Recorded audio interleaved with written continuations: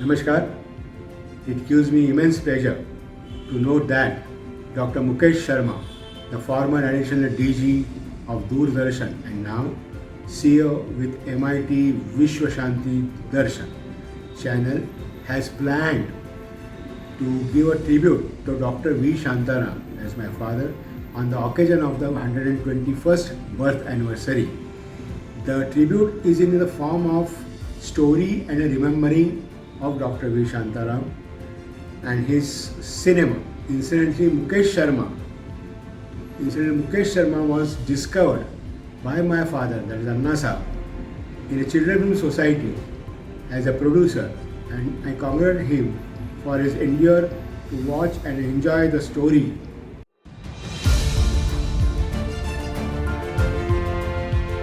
And I hope जो channel देखने वाले लोग हैं इतने दिनों से उनको एक भरपूर मनोरंजन और एक अच्छा entertainment and information on my father, that is Dr. V. Shantaram. It gives me great pleasure to note that Dr. Mukesh Sharma, former Additional Director General of Doordarshan and now CEO of MIT Vishwa Shanti Darshan channel, has planned to give a tribute to Dr. V. Shantaram on his 121st birth anniversary.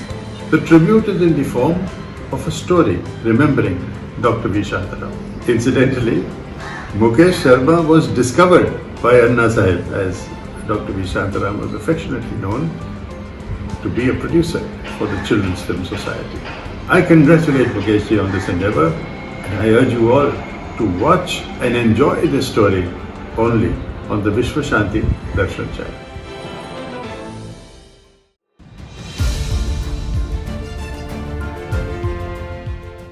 Hi, I'm Bharat Dabundkar. On the 18th of November this year will be the 121st birth anniversary of Dr. V. Shantaram, a true legend of Indian cinema. And to celebrate this momentous occasion, Mr. Mukesh Sharma, who was earlier the Additional Director General of Doordarshan and is now the CEO of MIT's Vishwa Shanti Darshan channel, is bringing out a unique tribute. Mr. Mukesh Sharma has been known as a great storyteller all along. We've all enjoyed his stories, and this time, as a tribute to the great man, is bringing out a unique story of Dr. Shantaram and his cinema. I think it will be a great watch. Incidentally, I found out that V. Shantaram ji, who was fondly called Anna, was the one who discovered Mr. Mukesh Sharma. So I think his tribute will be a great watch. We're all looking forward to it. I wish him all the very best. Congratulations, Mukesh ji, and all the very best in your endeavor, now and forever.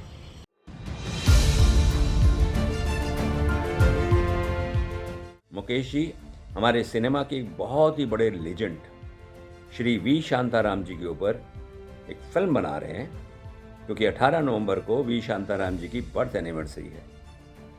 Mukesh जी, मेरी शुभकामनाएं हैं और मुझे पूरी उम्मीद है कि ये फिल्म भी बाकी आप तक जितनी भी फिल्में आपने बनाई हैं उनसे बेहतर होगी, अच्छी होगी, संदेश के साथ होगी और मेरे लिए बहुत इंटरेस्टिंग होगी, क्योंकि मैं स्वयं सिनेमा से जुड़ा हुआ व्यक्ति हूँ।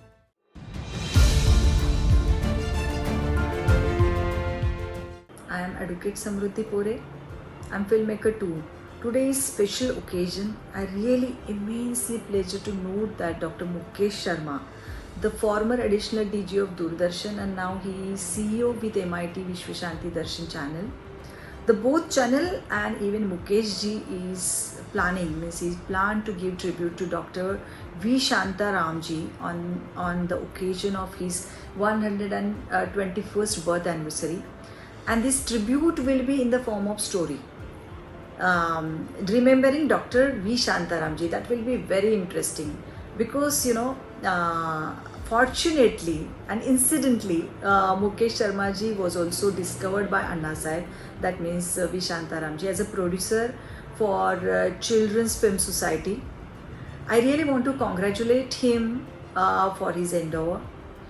And you should watch and enjoy these stories only on the Vishwa Shanti Darshan channel. अगर आप नहीं देखेंगे तो कुछ आप खुद मिस करेंगे, जो फिल्म मेकर्स है जो अपकमिंग उनके लिए तो ये एक लर्निंग प्रोसेस भी रहेगा।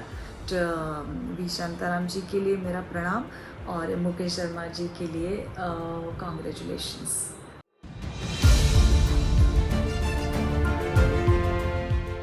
Namaskar, on the 121st anniversary of Dr. V. Shantaram, who was the pioneer of socially relevant films in India.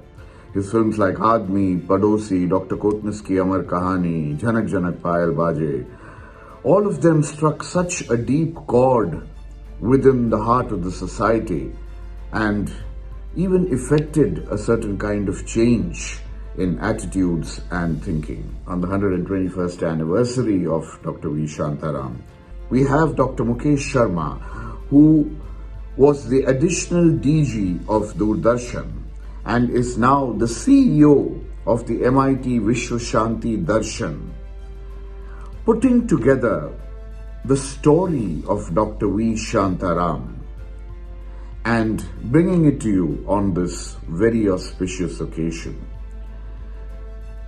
I think that this is one of the most important stories that not just the audience but all of us as film students should watch and learn and absorb, because cinema today has to go back to that socially relevant time.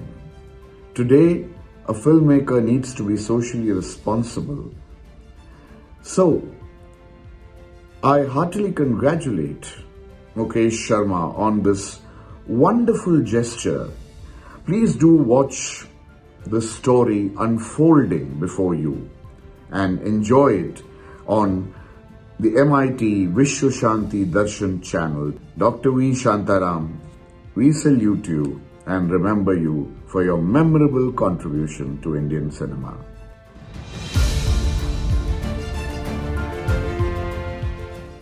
नमस्कार और स्वागत है आप सभी का विश्व शांति दर्शन के मंच पर। चैनल के जनक हैं विश्व शांति के अनुयायी विश्वधर्मी प्रोफेसर डॉक्टर विश्वनाथ दा कराड़, जो विगत 4 दशकों से विश्व में शांति की स्थापना के लिए पूरी तरह कार्यरत हैं। 18 नवंबर 1901 के दिन भारतीय चित्रपट के फलक पर एक ऐसा सितारा उदयमान हुआ था जिसने उस दौर के उभरते हुए भारतीय सिनेमा को एक नई पहचान दी। यह अतिशयोक्ति नहीं है, मगर शायद ही भारतीय या अंतर्राष्ट्रीय सिनेमा का कोई व्यक्तित्व ऐसा हो जो फिल्म निर्माता निर्देशक डॉक्टर वी शांताराम की श्रेणी में खड़ा हो सके। उनकी 121वीं वर्षगांठ पर शत शत नमन। एक कुशल अभिनेता, एक अभिनव संपादक, एक अंतर्दृष्टिपूर्ण निर्देशक और कई प्रतिभाओं के फिल्म निर्माता के रूप में उन्होंने फिल्म निर्माण और व्याकरण की एक नई शैली विकसित की। एक अभिनेता के रूप में उन्होंने कम से कम 2 ऐतिहासिक भारतीय फिल्मों में मुख्य भूमिका निभाई, जिन्हें उनके द्वारा निर्देशित भी किया गया था।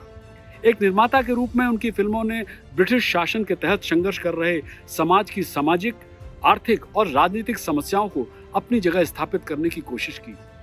उनका यह सिलसिला आजादी के बाद भी राष्ट्र निर्माण हेतु जारी रहा। सन 1901 में जन्मे शांताराम जी मूक फिल्मों के विकास से लेकर 1980 तक के डिजिटल तकनीकी के आगमन तक के गवाह थे। वे मूक सिनेमा के दौर के एक सफल निर्माता और निर्देशक थे। उन्होंने 92 फिल्मों का निर्माण किया, 55 फिल्मों का निर्देशन किया और 25 फिल्मों में अभिनय किया। स्कूल में शांताराम जी की पढ़ाई की तुलना में एक्स्ट्रा करिकुलर गतिविधियों की ओर अधिक झुकाव था। इस तरह एक अच्छे मिमिक के रूप में उनकी ख्याति भी फैल गई और उन्हें अक्सर मंच पर मिमिक्री के लिए बुलाया जाता था। ऐसे ही एक अवसर पर उन्हें महान मंच अभिनेता गोविंदराव तेम्बी ने देखा, जिन्होंने उन्हें गंधर्व नाटक मंडली में भर्ती किया। वहां अपने पहले दिन ही शांताराम ने महसूस किया कि वो गा नहीं सकते थे और उन्हें संगीत की कोई समझ भी नहीं थी। वे संगीत नाटकों के दिन थे और इस अक्षमता ने शांताराम के मन को धिक्कारा। उन्हें लगा कि या तो वो एक जूनियर आर्टिस्ट या फिर बैक स्टेज के लायक ही हैं। और फिर 1 वर्ष बाद शांताराम थिएटर में कभी न वापस जाने की कसम खाकर घर लौट आए। ये सोचकर कि उन्होंने 1 साल बर्बाद कर दिया, शांताराम अपने जीवन में कुछ करने के लिए पुनः स्कूल वापस गए। उनके परिवार की आर्थिक स्थिति चरमरा रही थी और शांताराम अपनी पढ़ाई में ज्यादा प्रगति भी नहीं कर पा रहे थे। आखिरकार एक पारिवारिक मित्र ने उन्हें रेलवे वर्कशॉप में नौकरी दिला दी। जैसा कि उनका स्वभाव था, शांताराम ने कार्यशाला में कड़ी मेहनत की, जिससे सुपरवाइजर इतना प्रभावित हुआ कि उन्हें एक छोटे से खंड का स्वतंत्र प्रभार दे दिया। उनका वेतन भी बढ़ाकर 12 आना प्रतिदिन हो गया। शांताराम धीरे धीरे आगे बढ़ रहे थे, मगर नियति को कुछ और ही मंजूर था।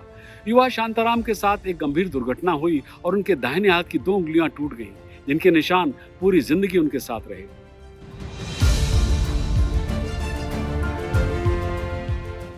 चित्रपति वी शांताराम जी को रूबरू मिलने का मौका मुझे मिला। मैं एक सौभाग्यशाली अभिनेत्री समझती हूँ अपने आप को। उनके चरण स्पर्श करने का मौका भी मुझे मिला। उस ज़माने में ज़्यादा करके लोग फिल्में बनाते थे, ग्रेट वॉरियर्स पे, संत साहित्य पे फिल्में बनाते थे, but Chitrapati V Shantaram ji was such a great visionary that he has made all his films on social issues.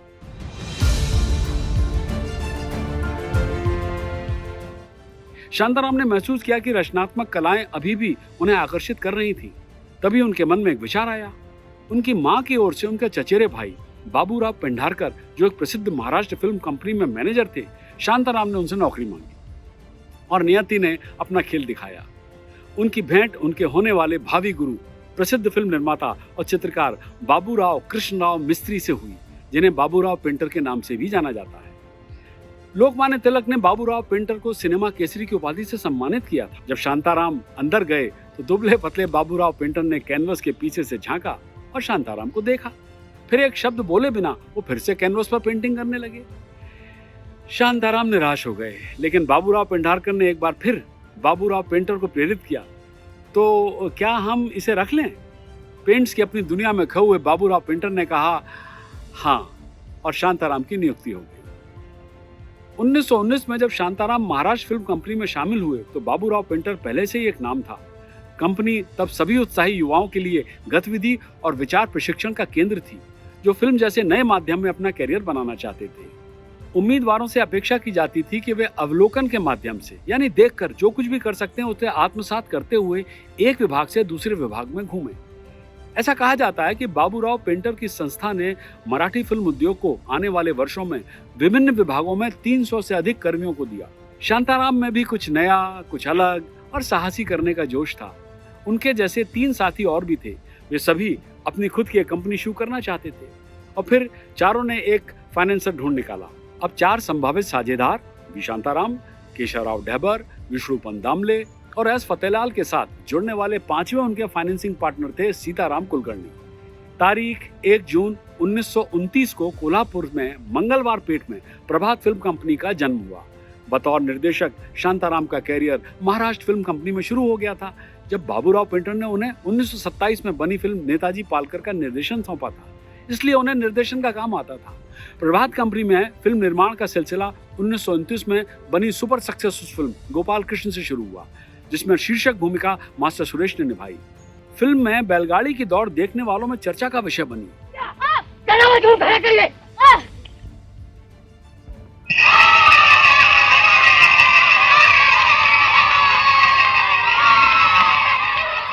उसके बाद शांताराम ने यह सुनिश्चित किया कि प्रभात की प्रत्येक फिल्म में कुछ न कुछ हाईलाइट हो, जिससे फिल्म को उस दौर में बन रही फिल्मों के मुकाबले बढ़त मिल सके। 1931 में वी शांताराम की अगली फिल्म थी उदयकल या थंडर ऑफ द हिल्स, जो योद्धा राजा शिवाजी की कहानी पर आधारित थी। शांताराम ने न केवल फिल्म का निर्देशन किया, बल्कि शिवाजी की शीर्षक भूमिका भी निभाई।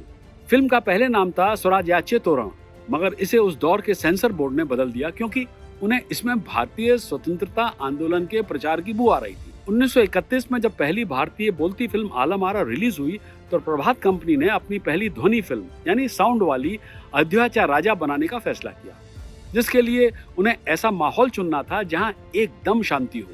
और फिर उन्होंने अपनी नई नवेली प्रभात फिल्म कंपनी को कोल्हापुर शहर के मंगलवार पेट से उठाकर ताराबाई पार्क में कोल्हापुर के बाहरी इलाके में स्थानांतरित कर दिया। अयोध्या राजा मराठी तथा अयोध्या का राजा हिंदी में भारतीय सिनेमा के इतिहास में पहली द्विभाषी फिल्म थी। भक्तिभावना मी प्रथम दिन होता आजच्या आनंदा प्रीत्यर्थ आपली भंडारा उघडा, शूरवीरांना यथायोग्य देणग्या द्या, गोर गरिबांना आणि ऋषीमुनींना मनसोक्त दान देऊन तृप्त करा। फिल्म को 2 भाषाओं में बनाने का निर्णय न केवल प्रभात के लिए बल्कि पूरे फिल्म उद्योग के लिए महत्वपूर्ण था, क्योंकि इसने 1930 के दशक में पश्चिमी तट पर अधिकांश फिल्म निर्माण के लिए एक पैटर्न बना दिया। मराठी सिनेमा के पहले साल में बनी 8 में से 3 फिल्में प्रभात फिल्म कंपनी ने बनाई थी।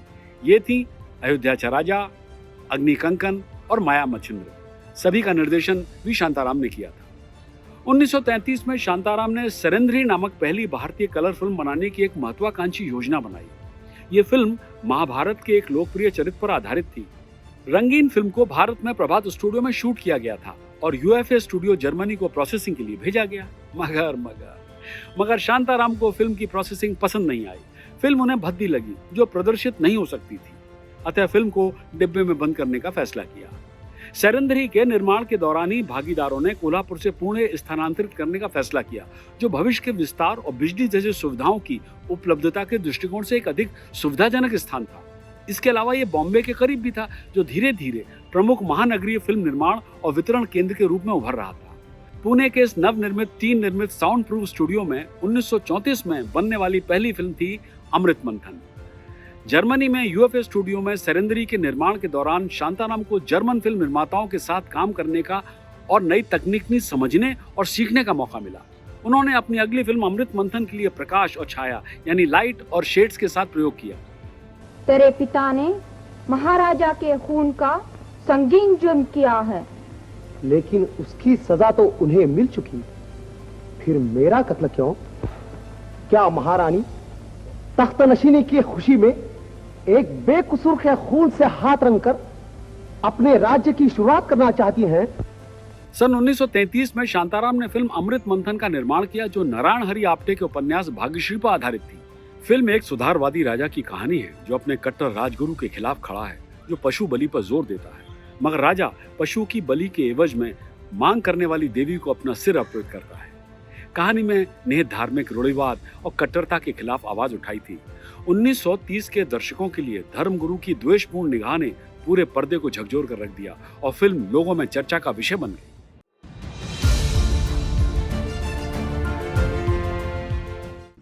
Shantaram ji was a filmmaker much before his time.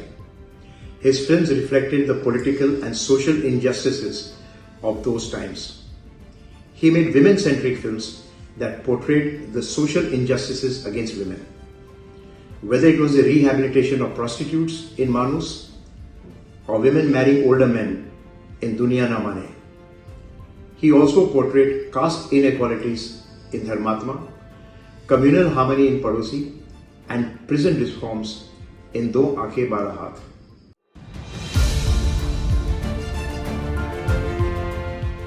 Shantaram पहले भारतीय फिल्म निर्माता थे जिन्होंने अमृत मंथन में जर्मनी से विशेष रूप से आयात किए गए टेलीफोटो लेंस का उपयोग करके पहला क्लोजअप शूट किया था। महाराजा क्रांति वर्मा की नई आज्ञा सुनी। उनकी आज्ञा है कि इस वर्ष से भगवती चंडिका के महायज्ञ में नरबलि और पशुबलि बंद कर दी जाए। अमृत मंथन सिल्वर जुबली मनाने वाली पहली हिंदी फिल्म बन गई, जो एक ही थिएटर में 25 सप्ताह तक चली।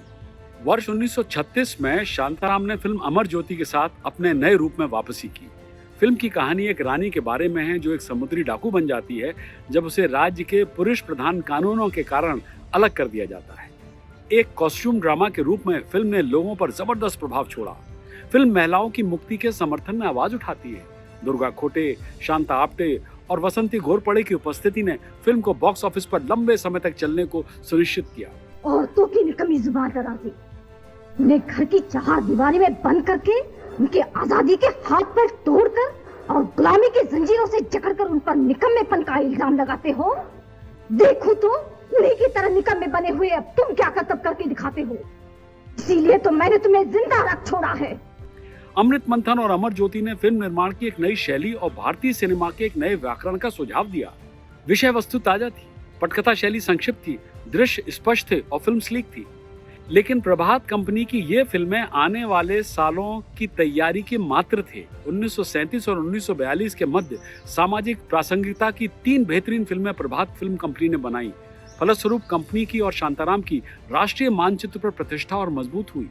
इन 3 फिल्मों में से पहली थी कुंकू मराठी में, और उसी का हिंदी वर्जन दुनिया न माने वर्ष 1937 में बना, जो नारायण हरि आप्टे के एक सफल उपन्यास पर आधारित थी। फिल्म दूसरी शादी और महिला मुक्ति के निहित दोहरेपन के विषय पर केंद्रित है।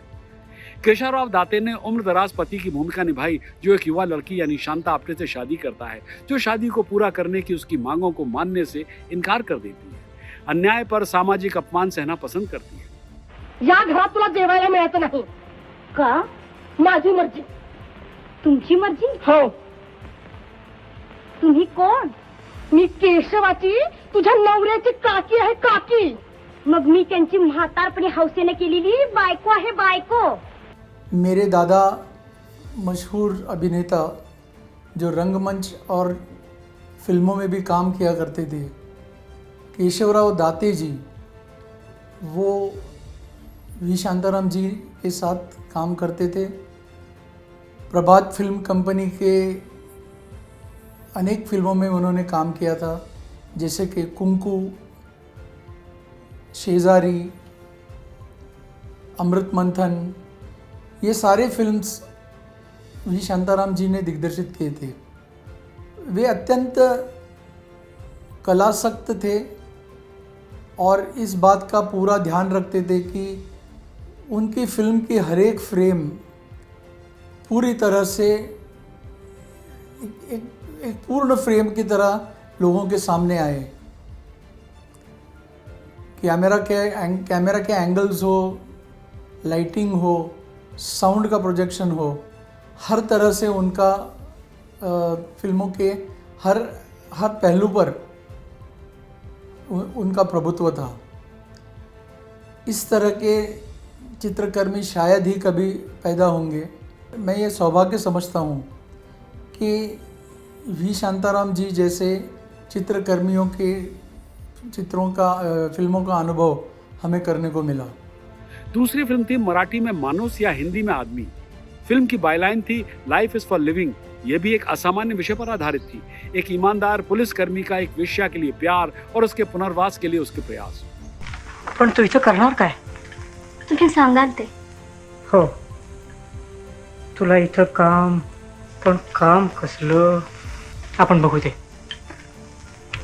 अक्सर ये कहा जाता है कि शांताराम ने हिंदी फिल्म देवदास की लोकप्रियता के बाद देश के युवाओं में व्याप्त रोमांटिक डिप्रेशन की लहर के प्रतिरूप के रूप में ये फिल्म बनाई थी. इस ट्रिलॉजी की तीसरी फिल्म थी शेजारी. मराठी में या पड़ोसी हिंदी में. ये शांताराम के प्रभात के बैनर की आखिरी फिल्म थी. 1941 में बनी ये फिल्म दो पड़ोसियों के बीच बदलते रिश्तों की कहानी बताती है, एक हिंदू और एक मुस्लिम. खुदा रहम करे, कशी आवळी जावळी दिसतात गावं पांघरून घेऊन पडल्यासारखी. का नाही येणार? आपली घरोब्याची माणसं, मायेनं वाढवलेली शेत जनावरं, देवळं, मशिदी, हे गाव म्हणजे सारी दुनियाच नाही का आपल्याला? कहानी में और भी कई सूत्र हैं, लेकिन फोकस दो लोगों पर है जो सांप्रदायिक सद्भाव और गांव की भलाई का प्रतिनिधित्व करते हैं, जो दो झगड़ों में टूट जाता है. मी म्हणतो तसं इथं नवधरण बांधलं पाहिजे. त्यामुळे बुडणाऱ्या या गावाची फारसं नुकसान भरपाई करून दे, नाहीतर मात्र आपल्या कंपनीचा कारभार आटोपणार. जब उनकी दो सामाजिक रूप से प्रासंगिक फिल्में सुरंग और सुबह का तारा बॉक्स ऑफिस पर अच्छी नहीं चली, तो शांताराम ने महसूस किया कि 1950 के नए दर्शक शुद्ध मनोरंजन चाहते थे. एक सदियों पुरानी कहानी को लेकर उन्होंने वर्ष 1955 में फिल्म झनक झनक पायल बाजे बनाई और इसी से रंगीन फिल्मों के युग की शुरुआत हुई. कोई संदेश नहीं था, लेकिन फिल्म गीत, नृत्य और रंगों से भरी थी. ये पूरी तरह से नृत्य प्रारूप में बताए गए दो युवा नर्तकियों का रोमांस था. फिल्म एक शानदार हिट थी और आज भी भारतीय सिनेमा का एक स्थायी मील का पत्थर बनी हुई है.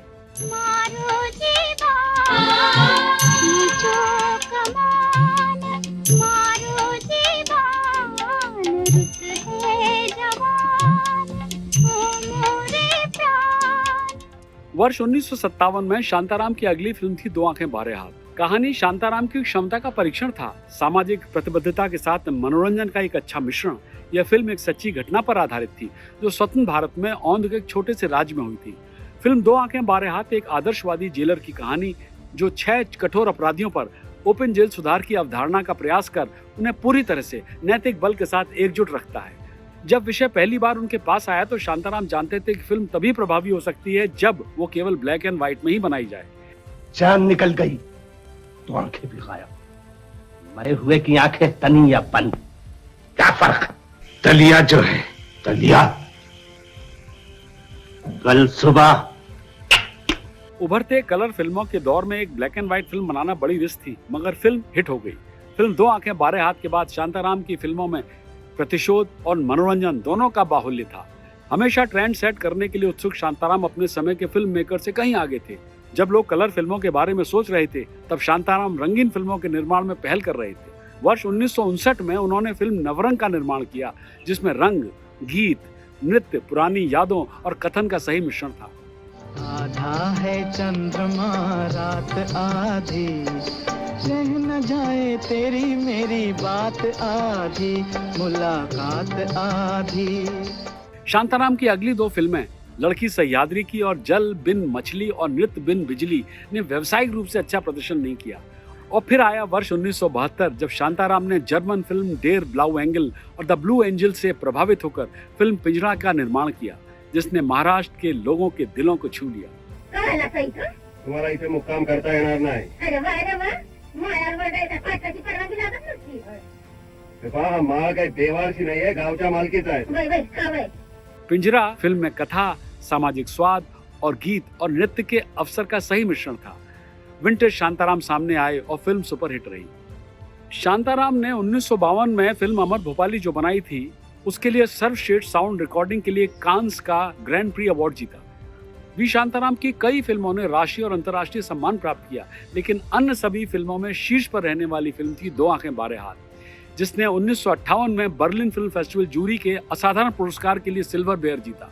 फिल्म ने अंतर्राष्ट्रीय कैथोलिक सिनेमाटोग्राफिक ब्यूरो से एक विशेष पुरस्कार भी जीता। हॉलीवुड प्रेस एसोसिएशन ने इसे सर्वश्रेष्ठ विदेशी फिल्म के लिए सैमुअल गोल्डविन इंटरनेशनल अवार्ड से नवाजा। इसमें कोई शक नहीं कि दो आंखें बारे हाथ एक अभिनेता, निर्माता, निर्देशक के रूप में उनकी सबसे बड़ी उपलब्धि थी। उन्हें 1985 में दादा साहब फाल्के पुरस्कार से सम्मानित किया गया था। 1992 में उन्हें मरणोपरांत पद्म विभूषण से सम्मानित किया। उनकी आत्मकथा शांताराम हिंदी और मराठी में प्रकाशित हुई थी। अपने 89 वर्षों में से 79 वर्ष भारत में मनोरंजन उद्योग को समर्पित करने के बाद वी शांताराम पूरे भारतीय फिल्म उद्योग के लिए एक पितामह बन गए थे। वो अपने आप में एक संस्था थे, एक ऐसी संस्था जो उन्होंने खुद बनाई थी और सिनेमा की एक सदी में फैले अपने जीवन काल में विकसित की थी। ये मेरे लिए सौभाग्य की बात थी कि वर्ष 1980 में जब डॉक्टर वी शांताराम बाल चित्र समिति यानी चिल्ड्रन फिल्म सोसाइटी के चेयरमैन थे, तो उन्होंने बतौर प्रोडक्शन ऑफिसर मेरा चयन किया था और फिर 4 वर्षों तक मैंने शांताराम जैसे मास्टर के हाथों राजकमल स्टूडियो जैसे स्कूल में फिल्म प्रोडक्शन की तालीम हासिल की, जो आज तक मेरे काम आ रही है। एक बार पुनः भारतीय फिल्म उद्योग के भीष्म पितामह को विश्व शांति दर्शन की ओर से उनकी 121वीं वर्षगांठ पर शत शत नमन। सब्सक्राइब कीजिए और देखते रहिए विश्व शांति दर्शन।